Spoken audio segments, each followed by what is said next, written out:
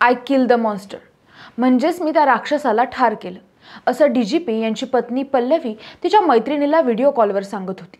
तिची मैत्रीण देखील दुसऱ्या माजी डीजीपींची पत्नी होती.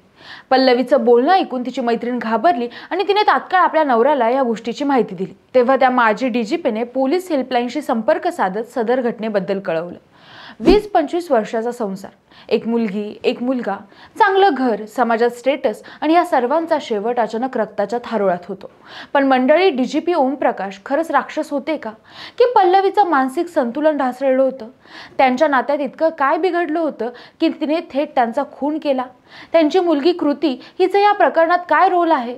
हे फक्त घरगुती वाद होती की कुठल्या तरी मोठ्या मालमत्तेसाठी केलेला गेम? यात कुणा तिसऱ्याचा हात होता का या डीजीपी मर्डर केसने कर्नाटक हादरून गेले? नमस्कार, मी काजल भालेराव आणि तुम्ही बघताय विश्वास भारत. 70 वर्षीय डीजीपी ओमप्रकाश गुप्ता हे मूळचे पश्चिम चंपारण जिल्ह्यातील पिपरसी पोलीस स्टेशन परिसरातील परसोनी गावचे रहिवासी होते. 1981च्या बॅचचे ते IPS अधिकारी होते. त्यांचं लग्न बेतिया येथील रहिवासी असलेल्या पल्लवी सोबत झालं होतं. पण हे लग्न ओमप्रकाश यांच्या आईला मुळीच मान्य नव्हतं. ते या लग्नामुळे आधीपासूनच नाखुश होत्या. दरम्यान काही वर्षातच ओमप्रकाश आणि पल्लवी यांचं कुटुंब वाढलं. त्यांना 2 मुलं झाली. मग त्यानंतर ओमप्रकाश आपल्या बायको आणि मुलासोबत बँगलोरला शिफ्ट झाले होते. ओमप्रकाश यांनी त्यांच्या कारकिर्दीची सुरुवात सहाय्यक पोलीस अधीक्षक म्हणून केली होती.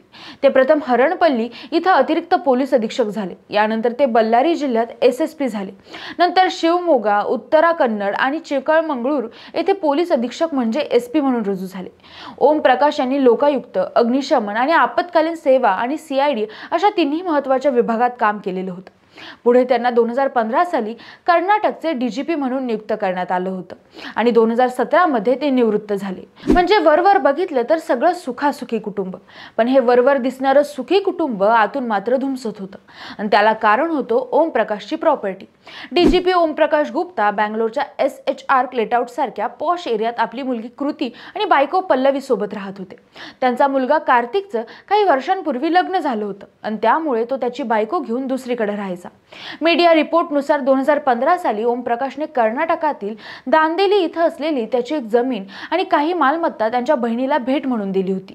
त्या कारणावरूनच पल्लवी आणि ओमप्रकाशमध्ये सतत वाद व्हायचे. हे वाद इतके वाढले होते की पल्लवी ओमप्रकाश यांच्या विरोधात पोलीस ठाण्यात तक्रार दाखल करायला गेली होती आणि जेव्हा पोलिसांनी ती तक्रार लिहून घेतली नाही तेव्हा तिने पोलीस स्टेशन बाहेर आंदोलन देखील केलं होतं. त्यांच्यात सतत भांडणं देखील व्हायची आणि ही भांडणं नंतर इतकी विकोपाला जायची की पल्लवी थेट ओमप्रकाश यांच्यावर वार करायची. पोलीस सूत्रांनी दिलेल्या माहितीनुसार माजी डीजीपी ओमप्रकाश यांना आधीच काहीतरी अनुचित घडण्याची शक्यता होती, म्हणून त्यांनी मंडळातील अधिकाऱ्यांनाही याबाबत माहिती दिली होती. तेव्हा त्यांना ते म्हणाले होते की त्यांच्या अगदी जवळचा माणूसच त्यांचा खून करू शकतो. यामध्ये त्यांनी त्यांच्या पत्नीचं नाव घेतलं नसलं तरी त्यांनी अशा प्रकारे संकेत दिले की त्याच्या वर्तुळातील लोकांना याबद्दल समजेल. मागच्या काही दिवसांपूर्वी पल्लवी आणि ओमप्रकाश यांचं भांडण झालं होतं आणि हे भांडण नंतर इतकं विकोपाला गेलं की पल्लवीने ओमप्रकाश यांना दगड फेकून मारला होता. तेव्हाही त्यांना गंभीर दुखापत झाली होती. रोजच्या भांडणाला कंटाळून मग ओमप्रकाश यांनी घर सोडलं होतं आणि ते त्यांच्या बहिणीकडे राहू लागले होते. पण हत्येच्या 2 दिवस अगोदरच त्यांची मुलगी कृती आपल्या वडिलांची मनधरणी करत त्यांना घरी घेऊन आली होती. पण येत्या 2 दिवसात त्यांच्यासोबत काय होणार आहे याची त्यांना तसूभरही कल्पना नव्हती. 20 एप्रिल 2025 चा दिवस. दुपारचे 2 वाजलेले असतील. ओमप्रकाश जेवण करायला बसले होते. तितक्यात पल्लवी भांडण करायच्या उद्देशाने त्यांच्या समोर आली आणि तिने परत एकदा ओमप्रकाश यांच्याशी वाद घालायला सुरुवात केली. बघता बघता त्यांचा हा वाद बराच विकोपाला गेला. पल्लवी ओमप्रकाश यांच्यावर भयंकर संतापली होती. तिने किचनमध्ये जाऊन लाल तिखट आणि उकळतं तेल आणलं आणि ते सरळ बेसावत असलेल्या ओमप्रकाश यांच्या डोळ्यात फेकलं आणि त्यांच्यावर उकळतं तेल ओतलं. पुढे ओमप्रकाशांना बांधून घालत चाकूने त्यांच्यावर सपासप वार केले. प्राथमिक तपासात ओमप्रकाश यांच्या छातीत, पोटात आणि हातावर चाकूने वार करण्यात आल्याचं सांगण्यात येते. त्यामुळे त्यांच्या शरीरावर 8 ते 10 गंभीर जखमा आढळल्या. पोटाच्या भागात 4 ते 5 जखमा होत्या, ज्यामुळे जास्त रक्तस्राव झाला आणि त्यांचा जागीच मृत्यू झाला. ओमप्रकाशचा मृत्यू झाल्याचं कळताच पल्लवीने तिच्या मैत्रिणीला WhatsApp व्हिडिओ कॉल केला आणि सांगितलं की आय किल द मॉन्स्टर. नंतर पल्लवीने तिला आणि कृतीला एका रूममध्ये कोंडून घेतलं. इकडे ज्या मैत्रिणीला पल्लवीने कॉल केला होता ती देखील एका माजी पोलीस अधिकाऱ्याची पत्नी होती. पल्लवीचं कॉलवरचं बोलणं ऐकून तिच्या पायाखालची जमीन सरकली आणि तिने तात्काळ आपल्या पतीला घटनेची माहिती दिली. त्याने लागलीच पोलिसांना कळवलं. जेव्हा पोलीस घटनास्थळी पोहोचले तेव्हा त्यांच्या घराचा दरवाजा बंद होता. पल्लवी काही केल्या दरवाजा उघडत नव्हती. मग नंतर पोलिसांनी अथक प्रयत्नानंतर दरवाजा उघडला आणि त्यांच्या डोळ्यासमोर रक्ताच्या थारोळ्यात ओमप्रकाश पडलेले दिसले.